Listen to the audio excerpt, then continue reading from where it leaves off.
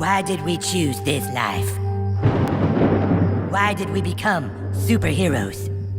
We dedicate our lives to fighting crime for one reason: to make $1 billion on a superhero franchise.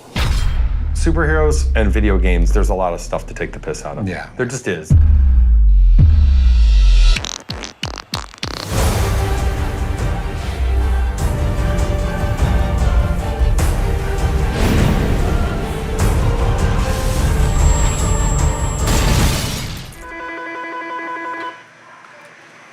Hello, South Park. We learned so much from Stick of Truth that we decided, let's do another one and take everything we've learned and kind of make it better. And so We did learn a lot, and I think this game's gonna be much, much better.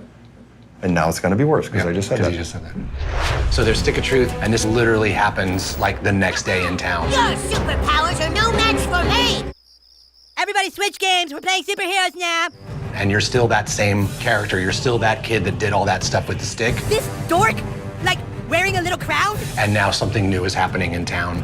And so even though you've really risen to prominence in the Stick of Truth game, they're all like, well, you can't play this with us. You're nobody again. Does this look like a superhero to you? It just seems like a perfect RPG thing of like, you're this big, powerful person, and now you're nothing, and you've got to work your way back. Matt and Trey are both gamers. They've really invested a lot of time and effort into this project and working closely with Jason and his team to make sure that they nail this process perfectly. Even as we're first starting to figure out the first ideas of what it could be, we brought everyone from Ubisoft down and had them in those meetings. We have this big fight where the kids split up, and that's basically backstory. How come I have to have the Netflix series? I want a movie too. Do I get my own movie? Not everyone gets their own movie. Maybe we'll just go and do our own franchise. Yeah. Yeah! Oh, you want Civil War? Is that what you want? Yeah, dude, it's Civil War. F you. F you, get out of my house. Oh, it'd be so cool for them to be in a fight on opposite sides. Mom, Kenny hit me right in the face. Our goal, what we said from the beginning was, we still want that feeling that everyone had of, putting their underwear on the outside of their pants and running around with a cape and being like, I'm gonna save the town. But then we're just rehashing the same old material. There's nothing wrong with doing the exact same movie to start a franchise.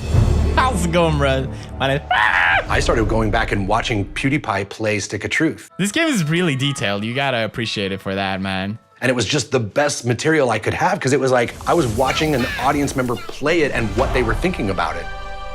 They're all kind of similar, the attacks or whatever. And going, well, this part's lame. And I'm like, okay, that part's lame. And like, it was just great to have that as a resource. Dude, what the f?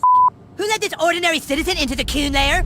There are RPG elements. You can level up your character. There are certain powers that you can equip to your character. Speedster, yes, like the Flash or Quicksilver. I like it. You have a team of buddies that join you in all of your combat, and they all have their unique personalities and powers as well. It is an outrageous tactical RPG Bringing the thunder!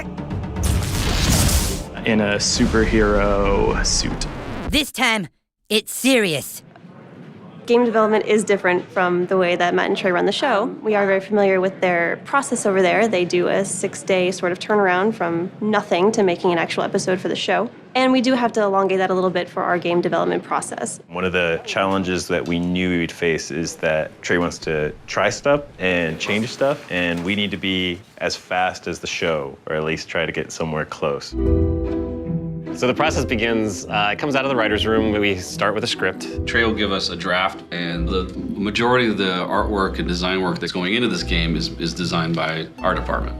Part of the fun of the first game was that you get to pick what type of character you are, what costumes you get to wear. Part of this game is going to have that too, where you get to sort of dress your character up based on your superpower or based on what type of superhero that you are. So these are some concepts that we created to kind of get an idea of what these kids would look like. There's a very specific style to South Park. Not everyone can just simply animate and make it look like South Park. There's a lot of little nuances that I've had to learn. It is much more complex than some of the more high graphic games that I've worked on, simply because it's so hand-drawn and it's a unique style. There's a lot of attention to detail in the show. If you look at a tree, none of the trees are exactly the same. They have different lines because everything is hand-drawn. I think the hardest feature that we've had to develop so far has been combat. The combat stuff is definitely the most intense technical gameplay part of it. We knew we wanted to keep turn-based. You were heard, yes, but the intruder had made a critical mistake. He pissed you off. Because that works really well for timing and comedy and allows us, the conceit of the boys playing a game within a game. Nice. But we definitely wanted it to be version 2.0. I think we can all agree that this kid shows a lot of potential. We're expanding upon the combat, moving from a more traditional JRPG turn style to something that's a little more tactically based. That pretty much allows our players to have a lot more flexibility in terms of how they attack combat. Car! Stay out of the street, damn kids! You, dude. It's Civil War, dick. Being able to pick which heroes they want at their sides, combining powers and abilities, and positioning their characters adeptly. You're actually having to think a little bit more about your next move and maybe even 2-3 moves ahead. You want it to be complex enough to be fun and challenging and have strategies, but you also want it to be simple enough that it looks like South Park and it is just still fun.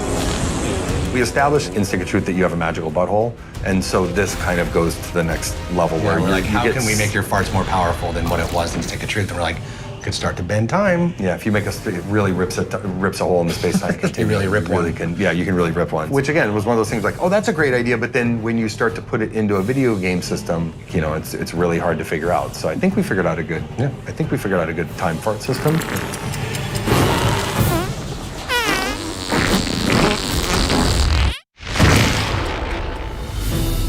A game is such a different animal than a TV show or a movie or anything. I don't want just a movie where I press X a lot. What I'm psyched about with Fractured is that I just like the fact that there's like something that we are doing that we couldn't do in a show. And there's a way to experience the town and jokes in a way that you couldn't do in the show. There are going to be those moments where you're going to look at it and go, oh my God, that was really cool. We're really excited. We're excited to tell this particular story. Coon Fritz, go! South Park, the fractured butthole. It was originally called the Butthole of Time. Yeah. They ran it past the whatever, and they said you can't put butthole. The retailers won't put butthole. The retailers won't put it there on a shelf. So I just sat there at my desk for hours. How do I get past butthole, this? butthole, butthole. Available December 6th. Get the Stick of Truth free with purchase. Pre-order now for Towley bonus content.